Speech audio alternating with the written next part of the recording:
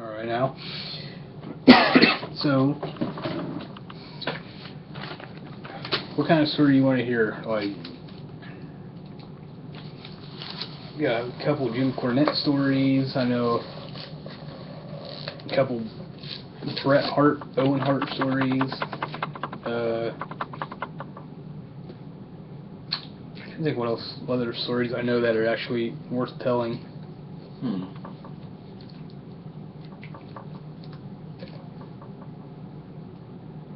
Sure.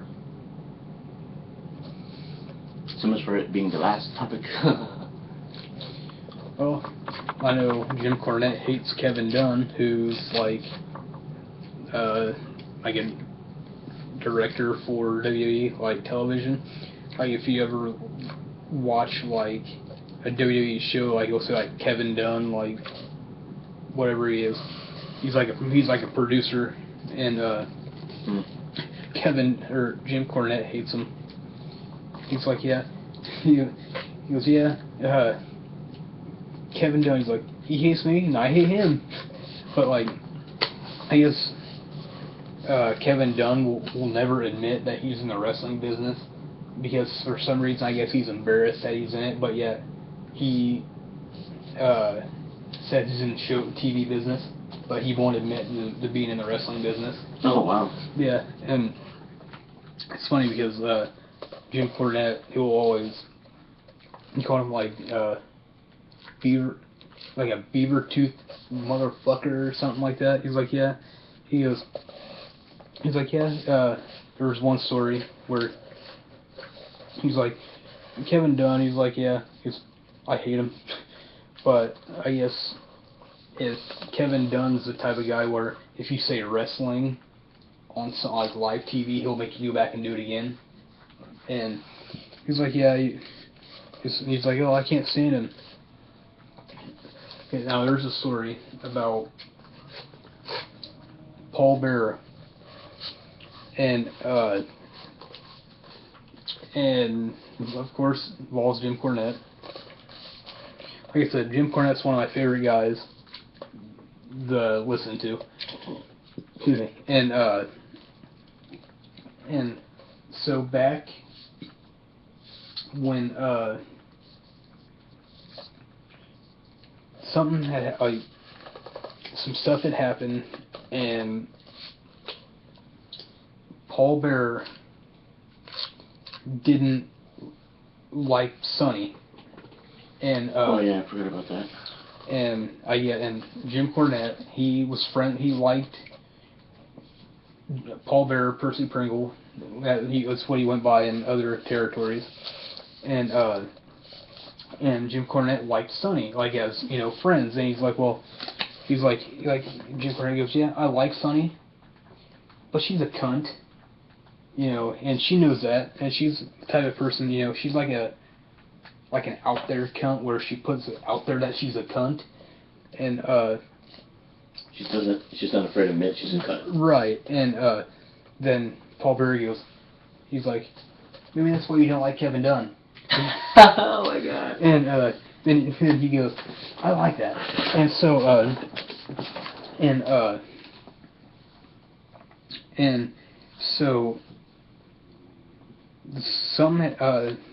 there was a story that Paul Bearer had told where someone had like a Halliburton briefcase. I think that's what they are. Mm-hmm. And someone had glued them shut with super glue, and I guess Undertaker had given it to Paul Bearer as a gift. And it was like a $250. Right. It was one of the nicer ones, and he said that when he got back to the locker room, all Paul Bearer's clothes and stuff were destroyed, in the bathroom and stuff like that. And he thought, and he knew Sonny had done it. And Jim Cornette's like, well, no. He's like, I knew. He's like, I remember getting involved in this. And Bear's like, oh yeah. He's like you did get involved in this after a while. And he's like, and Jim Cornette's like, he's like, I almost knew it wasn't Sonny because it was too perfect. because people knew. He's like, I almost thought you were set up because you would assume that Sonny had done it when she really didn't, and people would want you to see you murder Sonny. So, he's like, yeah, and Paul Bearer's like, yeah, he's like, after, he's like, yeah, I hated her. He's like, and Paul Bearer's like, after a while, I found out it was not Sonny. And, so, he's like,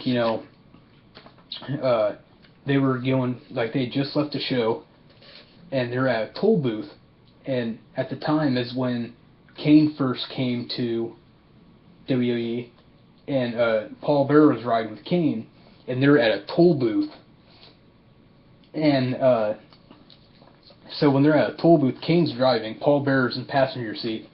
Guess who's next to him at the toll booth? Sonny and Chris Candido, because Sonny and Chris Candido were dating. And he looks over and he sees him, and he says, when he's seen him, he looks over, and Paul Bearer's like flicking his lid, and he's sitting here going, like, making faces and going, and he's trying to roll the window down. Kane hit the window lock button, so the whole time Paul Bearer's sitting there going, and Candido and Sonny are just looking at him like, not having any idea what's going on. And so then, he's like, then at the time, he's like, I still thought Sonny's the one that done it. And so he's like, then we were in the catering area, and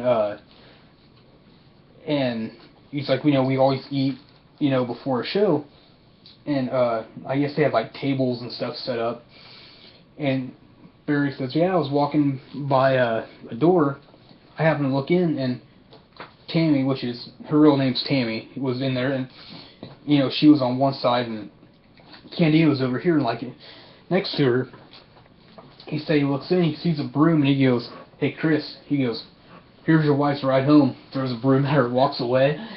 And he said, oh, he came unglued. He's like, he's throwing tables and stuff everywhere. He's like, I managed the Undertaker. No one fucked with me. He's like, right. They knew better. Right. So Candido took it out all on the lawn furniture. And he's like,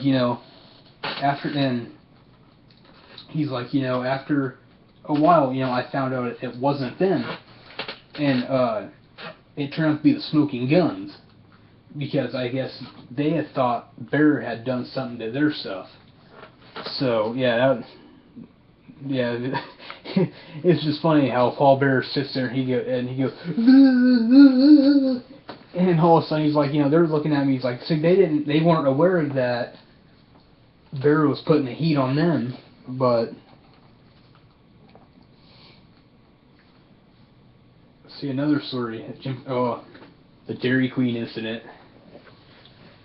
There it was. Jericho, Cornette. There's a couple other guys in there, and after a show, it's like 11 at night, and all like restaurants were closed. The only thing that was open was like fast food, and Dairy Queen was open. And actually, before we end the show, I'll probably play that video just to play it so people can understand what I'm talking about. So, are you actually going to try to put the camera? Yeah, that's what I'll probably do. Okay. But anyways, with the story about Dairy Queen, it's like 11 o'clock at night, and there's like 5 or 6 guys in the car, and they order like $30 worth of food, and they're waiting in line like 10 minutes outside in drive-thru. Then they get through, and when they get up there, they're like, yeah, hey, here's what we ordered. And they're like, well, we haven't made it yet. It's like, well, what do you mean we haven't made it yet? It's like, well, we didn't know if you wanted it or not. He's like, we ordered the goddamn stuff. What makes you think we wouldn't want it? And so Cornette gets out of the car, walks up to the drive-thru window, and starts yelling inside. And he goes, as he slams the drive-thru window door, he goes, fucking ugly bitch. Oh, yeah. Yeah, because they thought that they were joking about that order. Right. How long is that video? It's only a couple minutes long, and I'm trying to bring it up right now.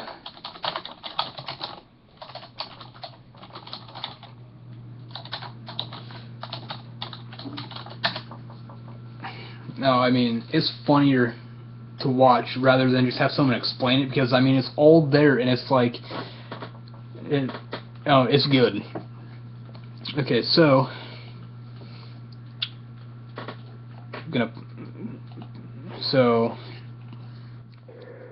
okay, now, let it load for a second, that way I know it's going to play rather than buffer halfway through.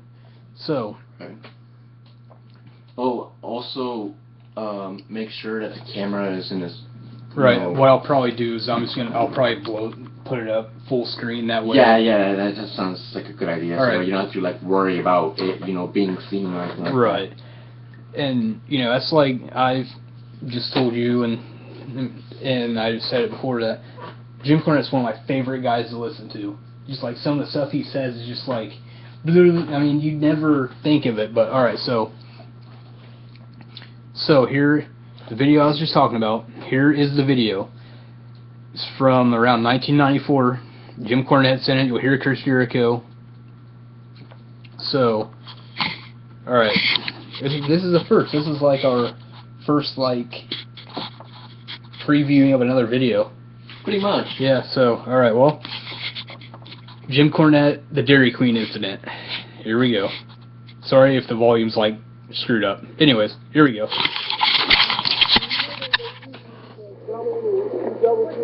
Two double cheeseburgers for extra cheese only, nothing else on it. Just extra cheese only, that's it. Extra cheese, nothing else on it. We figured you'd have that already by the time we got up here. Didn't know what? Didn't know whether to fix it or not. We wouldn't have ordered it if we didn't want it fixed. Goddamn. What a fucking idiot. This is a fucking comedy show.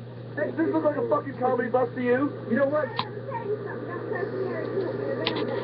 Hey, don't select me to goddamn come from that fucking video to cut you. There we go. Hey, we ordered the damn shit. But we're hungry, not because we wanted to fuck around. Don't cuss me, fucking ugly bitch.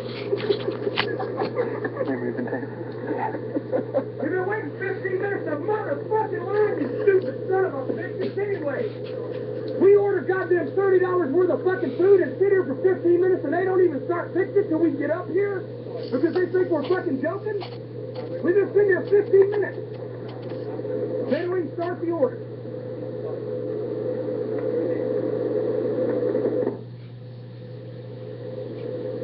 Fucking little cunt. They didn't start a fucking thing. I thought we were joking. 15 fucking minutes, gotta drive 200 fucking miles. I thought we were joking. God damn it.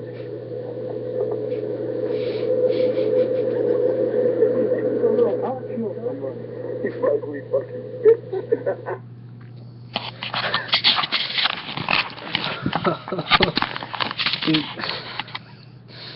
Now I'm going to sit here and laugh the whole time. Yeah, you are.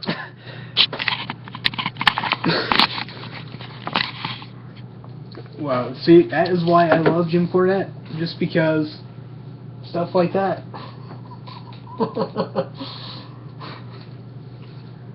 I mean, I'm sorry if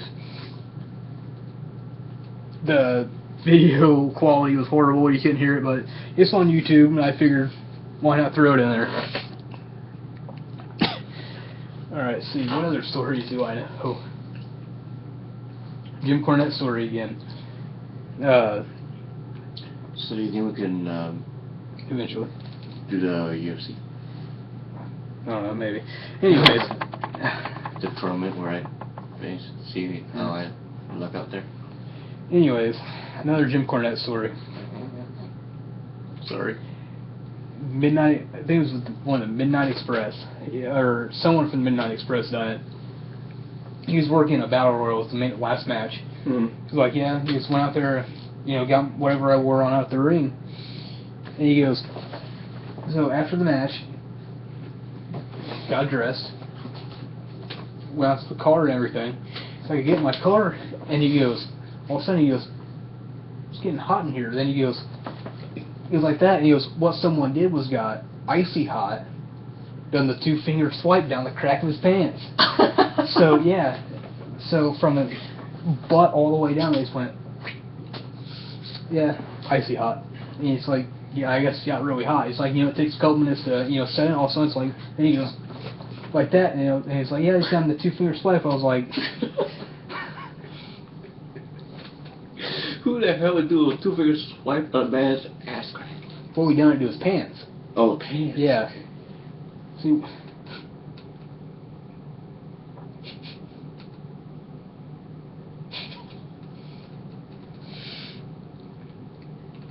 No, I find Jim Cornette just hilarious. Here's an Owen Hart story. Brett's talked about this in his Hall of Fame speech, and I think it's in his in his DVD release.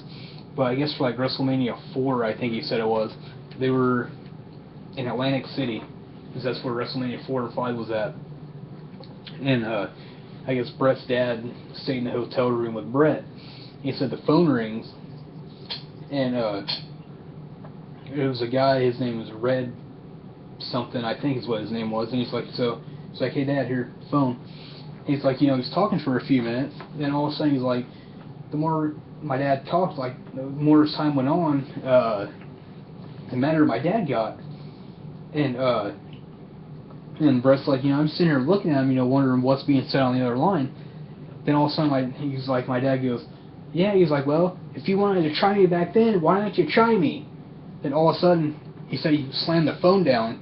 He said, and Brett goes, looked at my dad, and Stu, which is Brett's dad, looked at him and goes, little bastard, Owen got me again. It was Owen Hart stirring up crap between Brett or Stu and some other guy. But yeah, then Brett, and there's another Owen Hart story. It's like, they were somewhere, and Brett was at a hotel, and someone called. They wanted to give him a complimentary pizza, for free. And he's like, hey, hey, we have a free pizza for you. He's like, well, what do you want on it? And he's like, well, if you want this item on it, we're gonna have to charge you for it.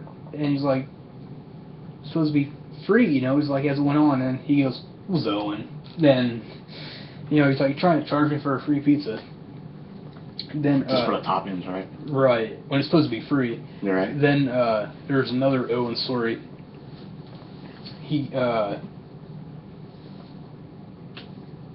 just had it and I lost it. Oh, they were,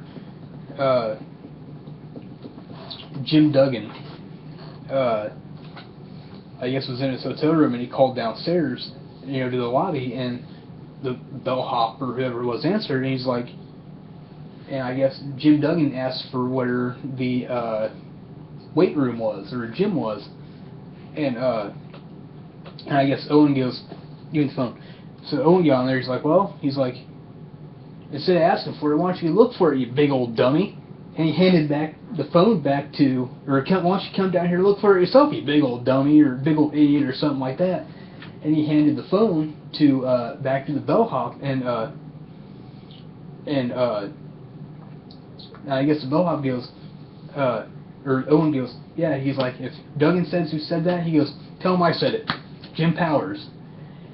Wasn't even Jim Powers who said it. Then, trying to get Jim Powers in trouble. Yeah. Earthquake. He's part of one of my favorite tag teams in the 90s. Earthquake and Typhoon Natural Disasters. I guess they were on a plane.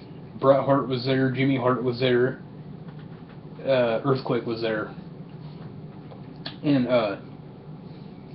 I guess this little boy came up to Brett, Jimmy, and Earthquake, and they're sitting there, and I guess the kid wanted an autograph. And he got Brett and Jimmy Hart to sign, and I guess the kid goes, well, what about him, me and Earthquake? And I guess he was asleep, because the guy, Earthquake had been up for like 24 hours or something like that. And Brett leans over and he says, "Oh, he's a big teddy bear." You know what the kid does? Slaps Earthquake on the forehead. Ooh. Yeah, and he said, "Oh," and he said when the kid slapped him on the forehead, Earthquake woke up and he said, luckily Earthquake was wearing a seatbelt, or else that kid would have been caught. So I guess after he smacked him, the kid took off running, and Earthquake was in his seatbelt, and he went like that in it. Yeah.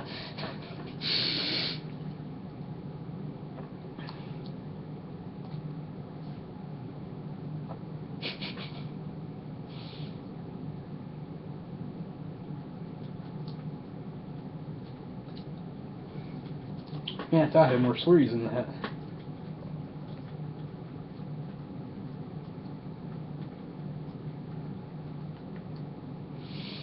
As we see, technology is interrupting us again. Yeah. It also helps us find something else to do as we think, or help us come with something. Technology's been interrupting me more than it has you, though. Here's another Bret Hart story, I guess. I forget. It was around a WrestleMania, I think. They were at a bar, and it was when Bret and Anvil were still the Hart Foundation. I guess they were in a bar, and I guess Vince McMahon was drunk, and I guess in the Road Warriors were talking about giving Vince McMahon the head device. You know what that is, right? Their finisher, where they have Animal holds the guy up on his shoulders and hot clotheslines him from the top rope. Yeah. And I had to think about it. And they were talking about giving Vince the head device, but it wouldn't have been literally. It would like, it would have been like it would get up on the table and went barely, and like he'd fall back and they'd catch him. It's sort of like a cheerleader falling, they catch him. That same like idea, he's drunk. Right? So Brett says he's sitting there. He's like, yeah. He's like, all right. He's like, I can see it coming, and so they lift Vince up. And they give him the head device, and they all catch him. I guess Anvil sitting over there, has that mustache, and you see her going, Hart Foundation would have done it. So, if I remember correctly, Anvil got up, and Brett looked over at Owen, and he goes, we gotta get out of here, we gotta get out of here. And Anvil got ready to give him a heart attack or something like that. Oh,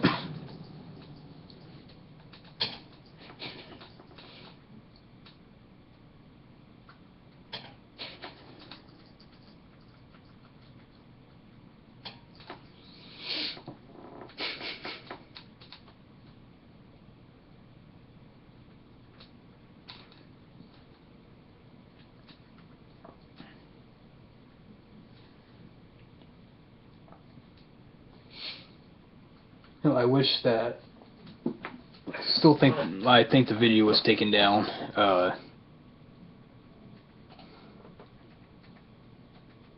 Because I think it was taken off of YouTube because. Yeah, it was taken down because due to a copyright claim by Kayfabe commentaries. But there was on YouTube. It was like a shoot interview, but it was from '97. Jim Cornette, and it was like starts in January '97, ends in December of '97, and it's talking about like it'll go through the months and be like, all right, here's happening at the Rumble on Raw, February Mania and stuff like that. Right. And he's talking about the Montreal Screwjob in November Survivor Series '97, and I guess. They were trying to decide, they're like, because Brett was already going to WCW, and Vince didn't want Brett taking the belt over to WCW. And so Brett, because it was in Montreal, Brett didn't want to lose the title in Canada, because it was his home country. That's like, if you're on your way out of a company, the protocol is you lose on your way out. You put someone else over. That's like tradition, you know. Yeah. But Bret didn't want to lose the belt in Canada because it's his home country. Right. And so they're like, well, and they're like, well, Bret's like, well, I'll drop the belt. I don't know if it was either Vince or Bret, but they're like, you know, I'll drop the belt like the night before in like Detroit. And they're like, you know, no, it's being advertised for Survivor. The title match is being advertised for Survivor Series, which was Sunday. And he's like, well, you know, I don't want to drop the belt, you know, in my home country. And, you know, that's, Jim Cornette says, he's like, you don't want to drop the belt in Canada. That's like being from the U.S. and not wanting to lose a belt in the U.S., you know. And Vince, and he's like, you know, Vince knew what he was getting himself into, putting the belt on him, knowing he was getting ready to leave. And he's like, so, like, the whole time it worked up, you know, he's like, you know, then the night of Survivor Series comes, and they still didn't have a finish. And, like, I guess the planned finish was supposed to be something like Triple H comes out, causes disqualification, then, well, I gotta backtrack. One of Bret's theories was, well, I'll win in Canada, but then I'll lose the belt on Raw the next night, or drop the belt, or something like that, somehow. And, so they were going for a DQ finish. Then, like, I guess Cornette went up to, was it Vince, I think, and Cornette goes, you gotta finish? Because I guess he was on the booking committee at the time, or creative or something like that. So then he goes, yep, we gotta finish. Then Cornette goes, alright, thanks, all I wanted to know. Then he said, when Michaels put the sharpshooter on Bret and the bell rang, Cornette goes, yep, I'm getting out of here before everything starts. He left. And so, and he's like, you know, and so then as the screw job happened, then he goes, well, he's like, and Bret, to his credit, he's like, you know, that made, like, publicity, you know. He's like, you know, here's a belt that, you know, I really didn't win, you know, because it's a work, you know, like, writers and stuff are giving it to me. Right. And, then he's like, I mean, he's like, you don't go to the press about it and say, well, you know, I got screwed over out of a belt that, you know, I really didn't legitimately win, it was given to me. What did Bret do? He goes, you went to the fucking newspaper. And he's like, you know, oh, they screwed me out of a title, blah, blah, blah. And he's like, yeah, I'm all the free press he wanted. And it's like, really? It's like, you know, you have, yeah, and you know, like, even Shawn Michaels went along with that, too, for a while. Well, yeah, and Michaels was in on it. I mean, Michaels was in on it. I mean, have you seen Wrestling with Shadows? The Bret Hart documentary that came out? It was on, like, the biography channel, but I got the DVD, and there's a part in there, after it happened, where they're backstage, and they're in the locker room. I don't know if this is before or after Bret hit Vince. And they're in the locker room. Bret's in the locker room. Shawn, you don't see Shawn. I don't think you see Shawn. But Michaels is there, and Bret is taking his boots off, and he's looking over this way, and he asks Shawn, he goes, well, did you know, he goes, were you in on it? And Shawn goes, no, he goes, I swear to fucking God I was not in on it. Right. He was. Right. So. He, of course, had to say that. Well, right, but, I mean, I guess, from what I've heard, was that, like, the day it happened, or when they decided the finish of, well, we're just going to give him a DQ, or, you know, we're going to screw him over, you know, it's like, no one say anything about it, you know, so. So that's when they just decided to tell the truth? Well, no, they. Oh, so how did the truth leak out? I'm not I don't really remember, but I think either it was, I don't remember. But I mean, either all the stuff it was true and there was always real backstage heat, and either it was the greatest wrestling story ever told, or it was the greatest work ever told. So I mean, work meaning it was kayfabe and not legit.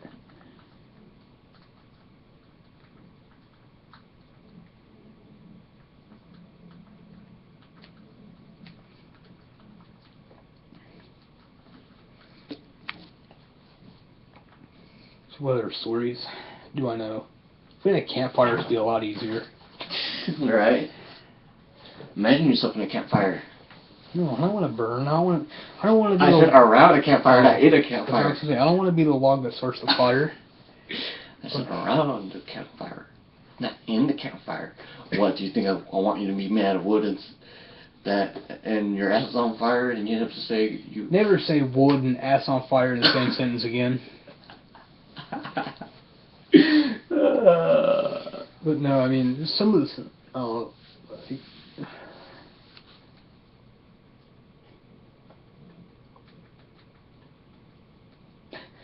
Then there's,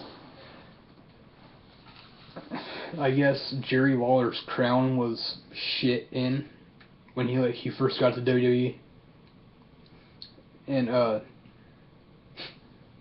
reminds me of like two more stories. Well, I guess when Jerry Lawler first got into the WWE, someone took a dump in his crown. Oh. And because like and it's still on YouTube.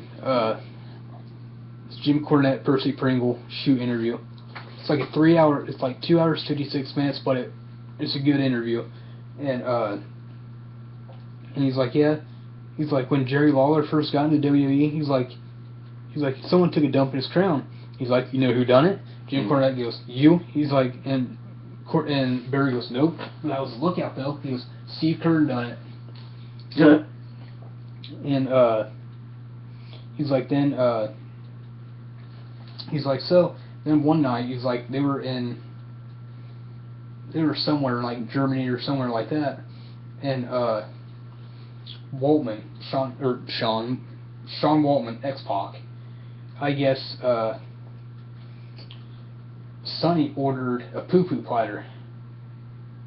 Wow. Guess what Waltman done? Actual poo-poo platter. You know what Sonny done? What? Ate it. Oh! And so then I guess like the next day on the bus, I guess X-Pac asked her, hey, how'd your poo-poo platter taste last night? Then Sable, they were, I guess someone took a poop in her suitcase. Mm-hmm. She didn't realize it. She didn't know. But I guess everyone else could smell it. Mm-hmm. So therefore, someone took a poop in her suitcase and carried it around for like days.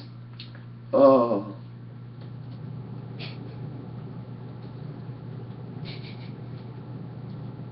This has been an entertaining show.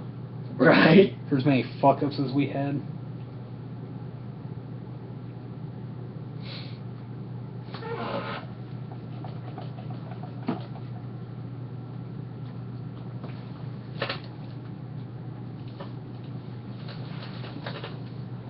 But yeah, like, I don't know, I just, like, all the stuff we've talked about,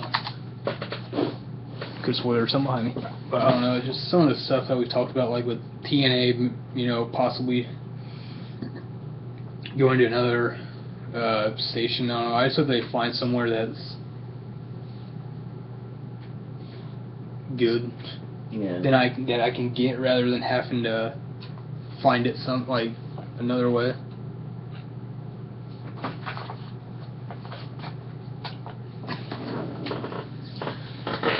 We're at 30-minute mark. Yeah. 34. We need to wrap this up real quick before it turns off again. I know it. That, or just do another segment, another block. Right, I know. I can't think of any more stories though. I mean, watch. The second I say, oh, well, for WrestleRageCast, we'll end it, then all of a sudden, bam, 5 more stories. Don't you just hate it? Yeah. I think that actually happened to you before. Do you ever hear a story about how WrestleMania 10 and how Lex Luger was supposed to win the title, but yet he didn't? It's supposedly like before WrestleMania. Because it was supposed to be fixed and he was supposed to win it, but he somehow lost it, or what? No, he I guess he was. The story is, but if you talk to, like, apparently Luger says the exact opposite, but supposedly, the story is that for WrestleMania 10, Luger was supposed to win the title, but I guess like the night before Mania 10, he was at a bar and he was telling people he was supposed to win the title, but then Vince got wind of it and things changed. Because supposedly he was like a spoiler. Right. Yeah, on the last little break we had before we started again, read that Eva Marie is having surgery on her boobs. Wow, really? Yeah. Basically it said it might not necessarily be to enlarge them, but lift them. Oh, then never mind. I was gonna say enlargement. Why? No, I don't like fake boobs. I don't like it either. You see Michelle McCool lately? She's gotten implants. Oh, did she? Yeah, I thought she was hot, but now it's like her implants like took that away. It's like you ruined it. Right. Chrissy Hemi's pregnant. Like my favorite knockout is pregnant.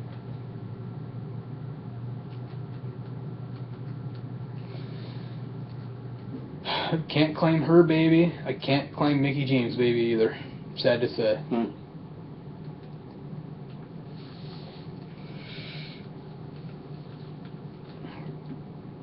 Don't know if I'd want to claim Stephanie's baby. Wouldn't want to knock up China. Right. Yeah.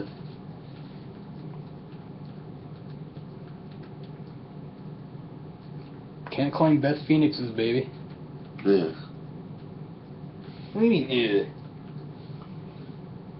I'm scared of her. Apparently Edge isn't. He apparently dominated that Phoenix and had a kid.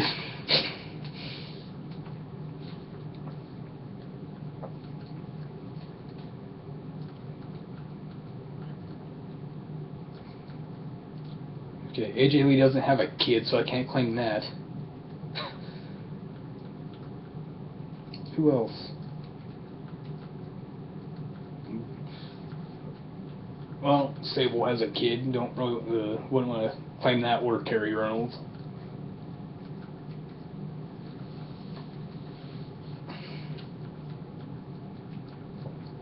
Gee, who other wouldn't want to claim Luna? Why? Well, she's dead for one. True.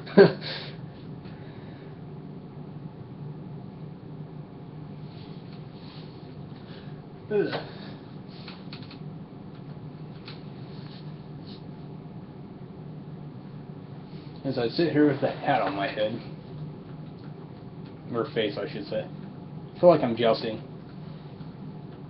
You kind of are. I feel like a jouster. See?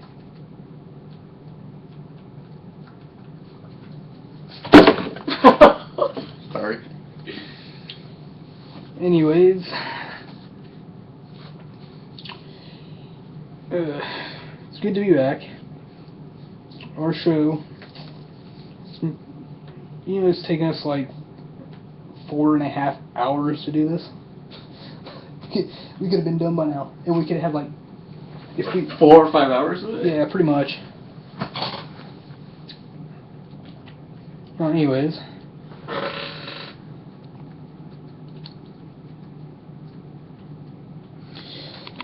It's been a good night, I should say. It's 3:05 here on the East Coast. It was like what time when we started? Like 10:30. At 10:30, yeah. It took us a long ass time just to get this 2 hour podcast because of technical difficulties and then interruptions. And then other reasons that I won't name it. That's private.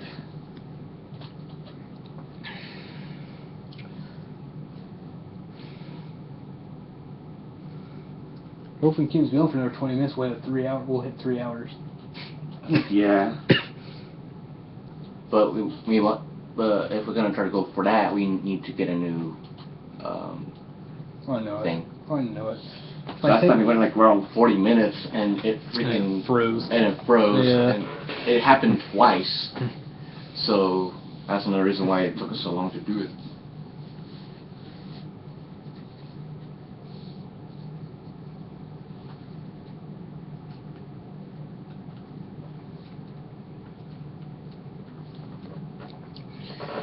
Well, anyways, it's been a good night. One of our longer podcasts, I should say.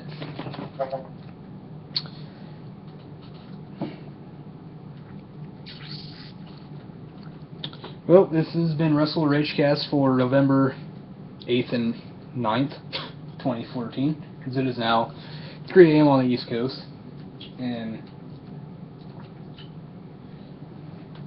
so we'll be back eventually. Yep. I'm Justin. I'm Jacinto. We'll be back for WrestleRageCast. Peace out.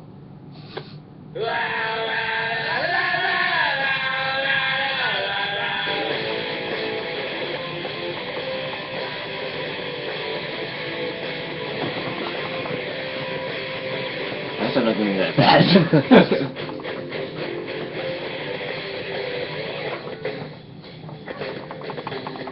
Can we start Mike mosh pitting now within the show? Stage dive. When we get up here, we'll stage dive. I'm kidding. I'll be the other person to catch you. You break me. Well, I gotta break this thing. True.